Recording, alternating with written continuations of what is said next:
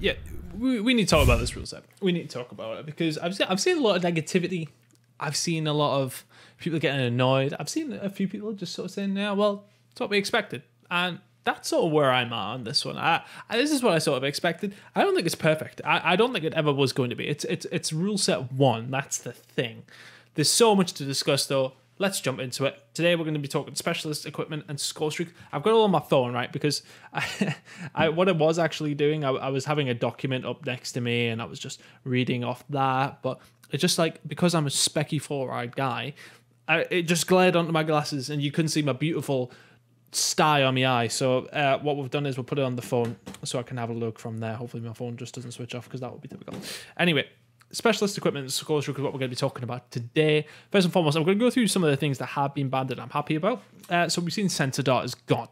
Happy about that. It's just a walking UAV, basically. It's, I mean, great for pubs, don't get me wrong, but in the competitive aspect, especially in Search and Destroy, it's going to be one of them ones where it's just, it's free kills, isn't it? And you don't really know when it's been placed. Yes, you can hear it and that sort of thing, but it's not one of them things that you can really stop or do anything about.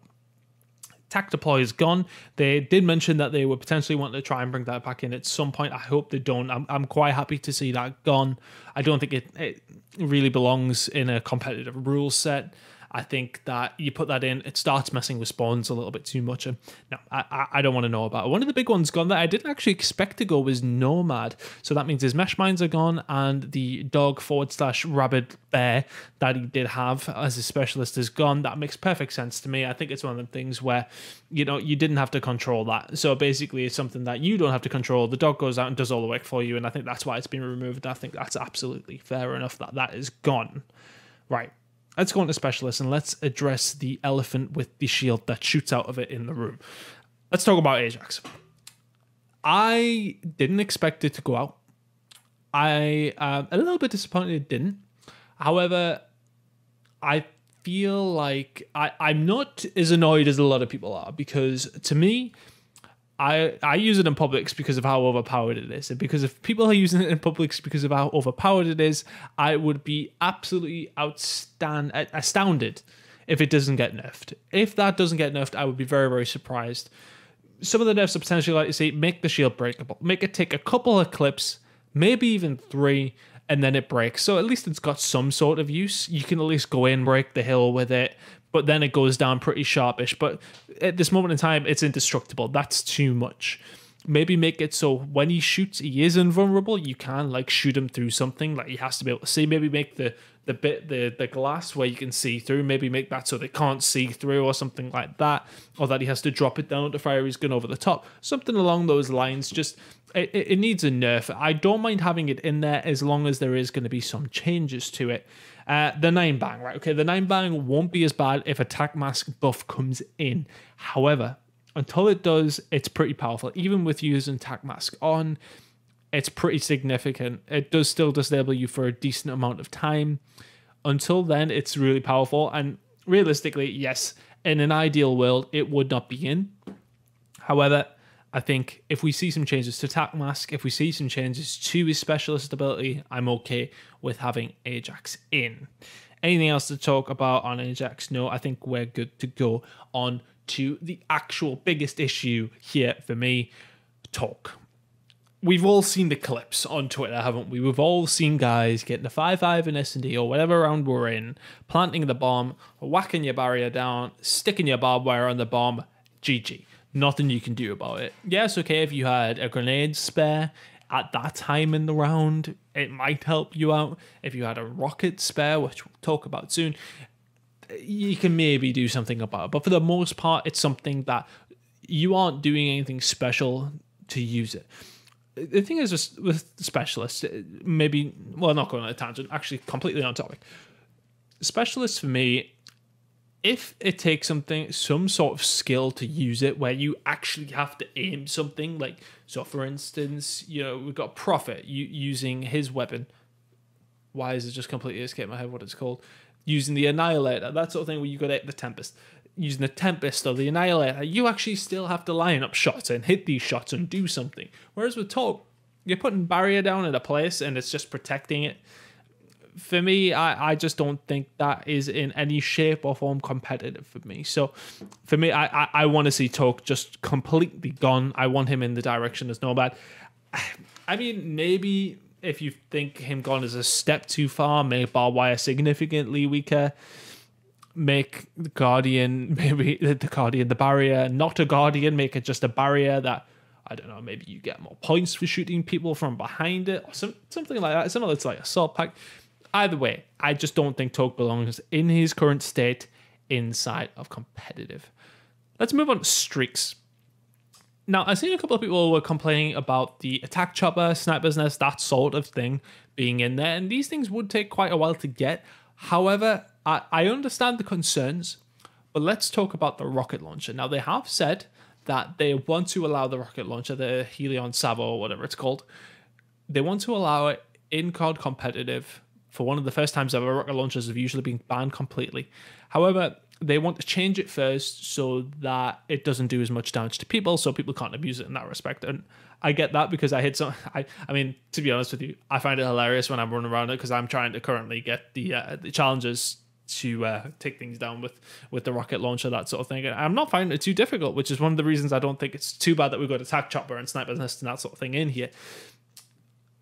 It is hilarious when you hit people dead on with the rocket launcher, don't get me wrong, but I understand where they're coming from. As long as they nerf that, they're going to bring it in. I'm okay with it because I think because that's actually in, it's going to stop people even picking to use attack chopper. People won't use sniper's nest, that sort of thing. I think realistically, we're going to see pros run RCXD or Dart, or maybe even both, and then a Hellstorm missile. Probably a lightning strike, although the lightning strike's not that great. One of my only concerns is strike team, because that is sort of the same respect where you've got, you know, people running around and you're not doing anything to actually use that. Okay, saying that, I think it's like 1,300 points you got to get a strike team, so that's not going to happen very often, full stop. But realistically, because these things can be shot down by rockets, I think it's 2 onto a sniper's nest. I think it's 2 onto an attack chopper to take them both down. As soon as they see that getting called in, 2 players run a Helion Savo, you pull that out, it's down, it's gone. Whereas if you're running a Hellstorm, people can typically not do anything about a Hellstorm. I'm not even sure if you can shoot out the sky anymore. So realistically, that's coming in, you can't do anything about it. That's going to make more sense to use that. As the same with the lightning strike, can't really do anything about that. Would probably see people run strike team, which I'm a bit concerned about, but I'm not too concerned because it's not something that you're going to get too much. And yeah, for me, I don't think that's so bad on streaks. Another thing I've seen people complain about was equipment. I haven't actually typed anything down in this, but I'm pretty sure I can just go on a whim and talk about it. I think for me, some of the equipment, the specialist equipment especially, is pretty powerful. We're talking mainly the heatwave radiation thing, and a lot of people talking about the Seeker drone, which I not as concerned about as a lot of people are. It's one of them things where, okay, maybe they could reduce the amount of times that you're going to get it, the how quickly it loads up. I think in that respect, if they can change that, then it's not too bad. But it's basically, you can throw it out, people can shoot it, you can get rid of it, you can hear it coming. Okay, if somebody uses it really close, there's not much you can do about it, but that's going to be a 1-kill trade. Yes, okay, it could make the difference, but realistically, if somebody had a grenade and they stuck that on your forehead, that's probably going to make a difference. A concussion is going to make a difference, that sort of thing. So for me, I don't think the Seeker's too bad. I do think the heatwave with the radiation is pretty powerful. We've seen people running it quite a lot.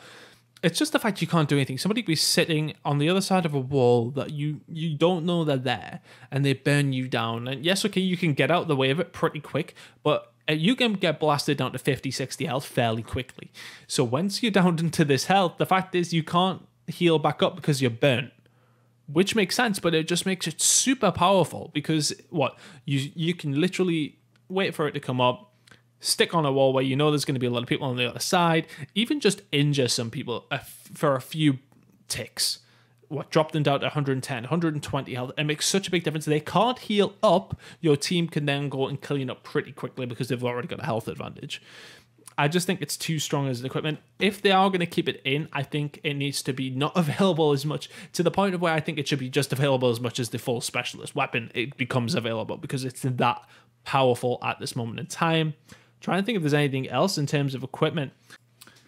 So there actually was something I forgot to talk about, and that was equipment and how it takes up a slot if you don't use your specialist equipment in your pick 10 class.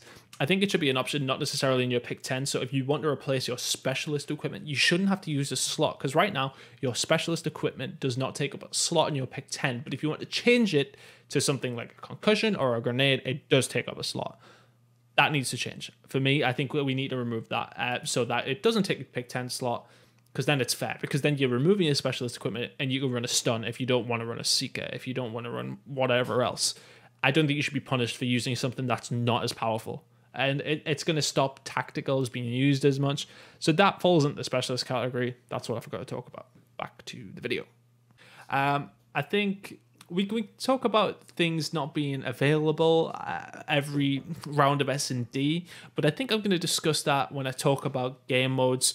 I think I'm going to leave it there for now. Guys, please leave a like on the video. Subscribe to the channel as well. We've got plenty more videos coming on the rule set. There's so much to discuss. I'm going to milk it for all it's worth. I do apologize. Also, I know you guys enjoyed the top 10 AR players video. A lot of people agreeing with me. A lot of people disagreeing, but it's just an opinion-based one. So we're going to have an SMG one coming to you guys sometimes through the week, but we're going to talk more rule set as the week goes on. Make sure you tune in for those, guys, and we will see you on those videos.